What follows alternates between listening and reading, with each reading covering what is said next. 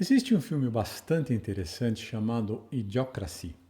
Em português, Idiocracia, como foi lançado aqui no Brasil. É um filme de 2006. Ele retrata aí a história de um americano de inteligência moderada que topou ser congelado para um experimento científico, só que esqueceram de descongelá-lo. Ele ficou congelado e acordou 5 séculos para frente no tempo. E aí acordou uma sociedade completamente diferente. Sociedade assim, distópica. É uma comédia de ficção científica. Então, a característica marcante aí é que essa sociedade no futuro as pessoas eram uniformemente estúpidas, sem nenhum tipo de competência, sem nenhum tipo de responsabilidade social, responsabilidade ambiental, sem um entendimento claro de regras de convivência, ou de leis, ou de justiça, por exemplo.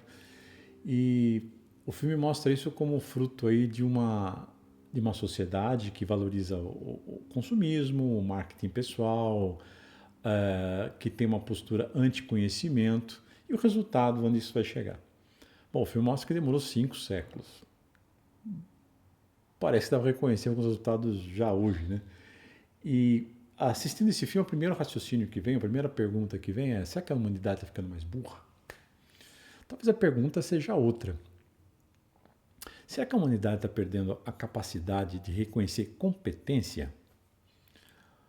Aí fica interessante porque a metáfora do filme pode ser deslocada para as organizações. Existe uma sensação em alguns setores, deixar bem claro que existem empresas, organizações, instituições muito competentes.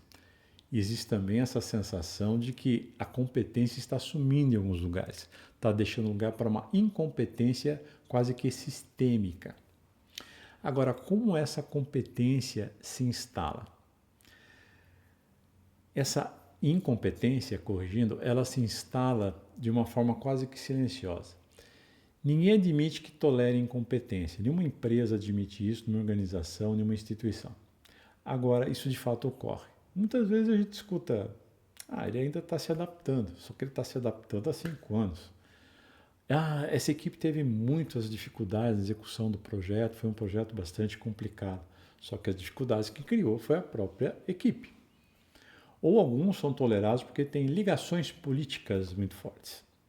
Outros porque conhecem muito bem o jargão da empresa, o jargão cultural, conhecem toda a nomenclatura da moderna governança, fazem apresentações magníficas, participam de reuniões, então passam a sensação de que estão entregando algum resultado, muitas vezes de outros. E também existe um certo desconforto em identificar incompetência, porque na verdade é quase que admitir que também foi incompetente.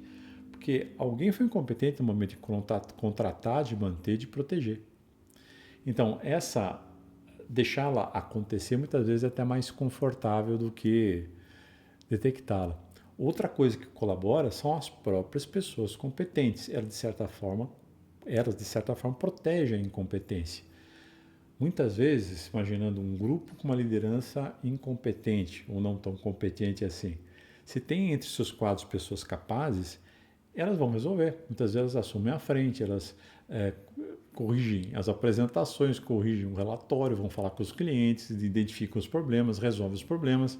E aí essa incompetência deixa de ser percebida. Ela passa quase com álibi das pessoas competentes. Outro viés também é que lideranças frágeis não gostam de pessoas competentes, elas incomodam, elas questionam, elas levantam problemas, elas apontam fragilidades. Isso pode perturbar um pouco. Então, esse tipo de liderança prefere pessoas comprometidas, pessoas com mais concordância, pessoas mais fiéis. Isso é preferido. Isso forma uma hierarquia ao longo do tempo que uma camada protege outra para se manter e manter a narrativa dessa hierarquia. E o trabalho em si deixa de ser importante. Então, o que acontece depois de algum tempo é que a empresa perde a capacidade de saber o que é competência de verdade e o que parece ser competência, então, sabor competência, né? Como se diria hoje. Isso vai progredindo.